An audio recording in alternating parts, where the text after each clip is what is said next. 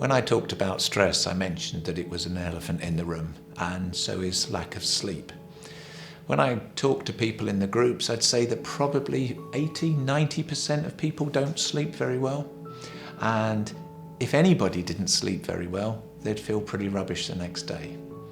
And the experience for a lot of people is that they don't sleep very well for a very long time.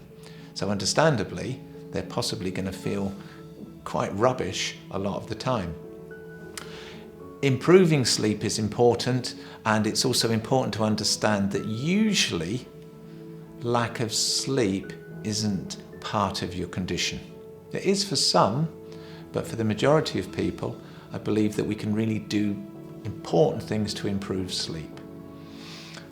There's an area called sleep hygiene, which is basically the rules for improving sleep. That means going to bed and getting up at the same time, not drinking an espresso in the middle of the night, getting out in the day so your body knows it's time to sleep at night. But the key thing to understand is that sleep and stress are the opposites of each other. So if you're stressed, it's unlikely you're going to sleep very easily. And what happens for a lot of people is they wake up at 2 o'clock in the morning and then start to turn things over, get stressed, and then that wakes them up. The problem is that often then we stay in bed and try to sleep even though our mind's racing. So one of the most helpful and surprising tips in improving sleep is if you can't sleep, get up. Don't get up and do the housework. Get up and be a zombie for a little bit, and it's almost like pressing a reset button. You do things to take your mind away from worrying about not sleeping or trying to solve a problem, and then after a bit, you go back to bed. That's probably the most radical and important thing to talk about with sleep. The other one is to learn some relaxation techniques so that you can help yourself to sleep. One thing you can do is to play them. I'm going to sound old-fashioned here and say play a CD, put something on a Walkman, but you know what I mean.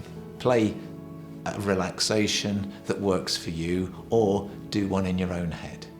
Hopefully there'll be some relaxations connected with this film, so that would be worth finding, because if you can't sleep at night, start practicing relaxation. Sometimes you might think it's not working now, but with time it definitely does. Another one that's worth mentioning is a lot of people drink a lot of caffeine, and it's one of the simplest things you can do to improve sleep. One lady I worked with said, "This course is rubbish, I'm still not sleeping and I'm still in a lot of pain." When I spoke to her, she said she drank 25 cups of coffee a day. I said, "If you reduce your coffee, you'll improve your sleep." She said, "If I do that, I'll eat my hat." A couple of weeks later, she said, "Phil, I'm going to have to eat my hat," because she reduced her coffee and she improved her sleep.